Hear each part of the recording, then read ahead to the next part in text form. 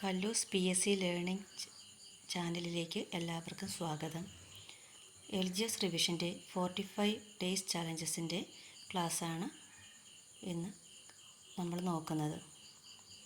Indian ഭരണഘടനയുടെ ശില്പി doctor BR Ambedkar. BR അംബേദ്കറുടെ യഥാർത്ഥ നാമം ഭീമറാവു അംബ വഡേദ്കർ.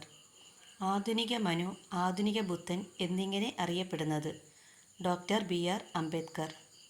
കാളയെപ്പോലെ പണിയെടുക്കൂ, സന്യാസിയെപ്പോലെ ജീവിക്കൂ എന്ന് പ്രസ്താവിച്ചത് അംബേദ്കർ. ഭരണഘടന രൂപവൽക്കരിക്കുന്നതിനുള്ള കരട് കമ്മിറ്റിയുടെ അധ്യക്ഷൻ അംബേദ്കർ. അംബേദ്കറെ അദ്ദേഹത്തിൻ്റെ അനുയായികൾ വിശേഷിപ്പിച്ചിരുന്നത് ബാബാ സാഹിബ്. അംബേദ്കറുടെ സമാധി സ്ഥലം ചൈത്യഭൂമി. ചരിത്രത്തിന് മറക്കാൻ കഴിയാത്ത മനുഷ്യൻ എന്ന് ഗാന്ധിജി വിശേഷിപ്പിച്ചത് അംബേദ്കറെ. അംബേദ്കറുടെ ആത്മകഥ വെയിറ്റിംഗ് ഫോർ വിസ. സ്വരാജ് എന്ന പദം ആദ്യമായി ഉപയോഗിച്ചത് Dadabhai Naoroji. Poverty and un-British rule in India എന്ന ഗ്രന്ഥത്തിൻ്റെ രചയിതാവ് ദാദാഭായ് നവറോജി. ബ്രിട്ടീഷുകാരുടെ സാമ്പത്തിക ചൂഷണത്തിനും ധൂർത്തിനുമെതിരെ സാമ്പത്തിക ചോർച്ചാ സിദ്ധാന്തം ആവിഷ്കരിച്ചത് ദാദാഭായ് നവറോജി. ഏത് രാഷ്ട്രീയ പാർട്ടിയുടെ പ്രതിനിധിയായാണ് നവറോജി ബ്രിട്ടീഷ് പാർലമെൻറ്റിൽ അംഗമായത്? Liberal party. മഹാരാഷ്ട്രയിലെ സോക്രട്ടീസ് എന്നറിയപ്പെടുന്നത് ഗോപാലകൃഷ്ണ ഗോഖലെ. ജ്ഞാനപ്രകാശം എന്ന പത്രം പ്രസിദ്ധീകരിച്ചത് ഗോപാലകൃഷ്ണ ഗോഖലെ. ആധുനിക ഇന്ത്യയുടെ പിതാവ് എന്ന് ഗാന്ധിജി വിശേഷിപ്പിച്ചത് ബാലഗംഗാധര തിലക്. മഹാരാഷ്ട്രയിൽ ശിവജി ഉത്സവവും ഗണേശോത്സവവും ആരംഭിച്ചത് ബാലഗംഗാധര തിലക്. തിലകിനെ ബ്രിട്ടീഷുകാർ വിശേഷിപ്പിച്ചത് ഇന്ത്യൻ അശാന്തിയുടെ പിതാവ്. മെച്ചപ്പെട്ട വിദേശ ഭരണത്തേക്കാൾ നല്ലത് തദ്ദേശീയരുടെ മെച്ചമില്ലാത്ത ഭരണമാണ് എന്ന് അഭിപ്രായപ്പെട്ടത് ബാലഗംഗാധര തിലക്. കോൺഗ്രസിൻ്റെ വാർഷിക പരിപാടികളെ അവധിക്കാല വിനോദ പരിപാടി എന്ന് കളിയാക്കിയത് ബാലഗംഗാധര തിലക്. ബാലഗംഗാധര തിലക് മറാത്തി ഭാഷയിൽ ആരംഭിച്ച പത്രം കേസരി.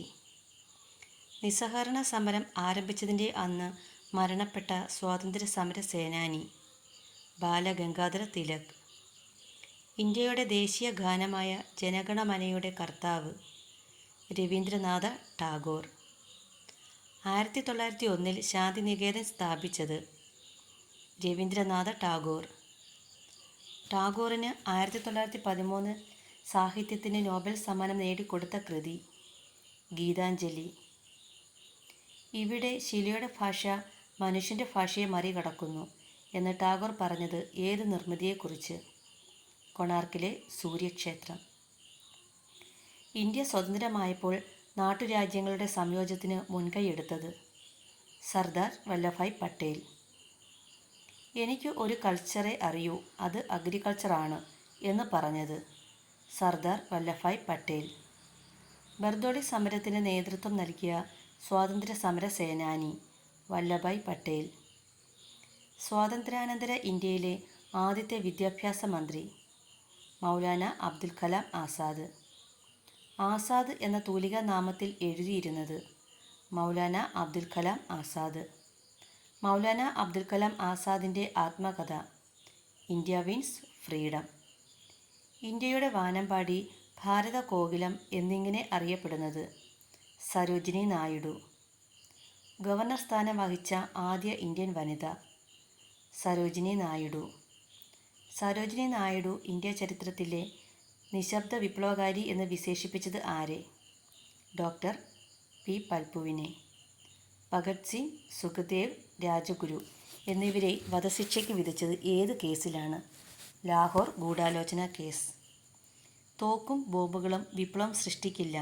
വിപ്ലവത്തിൻ്റെ വാൾ ആശയങ്ങളുടെ ഉരകലിൽ മൂർച്ചയേറപ്പെടേണ്ടതുണ്ട് എന്ന് അഭിപ്രായപ്പെട്ടത് Bhagat Singh. English east India കമ്പനിക്ക് കിഴക്കൻ രാജ്യങ്ങളിൽ 15 വർഷത്തേക്ക് വ്യാപാരം നടത്താൻ അനുമതി നൽകിയ charter royal charter. English east India കമ്പനിയെ നിയന്ത്രിക്കുന്നതിന് വേണ്ടി ബ്രിട്ടീഷ് പാർലമെൻറ്റ് പാസാക്കിയ ആദ്യ നിയമം റെഗുലേറ്റിംഗ് ആക്ട്.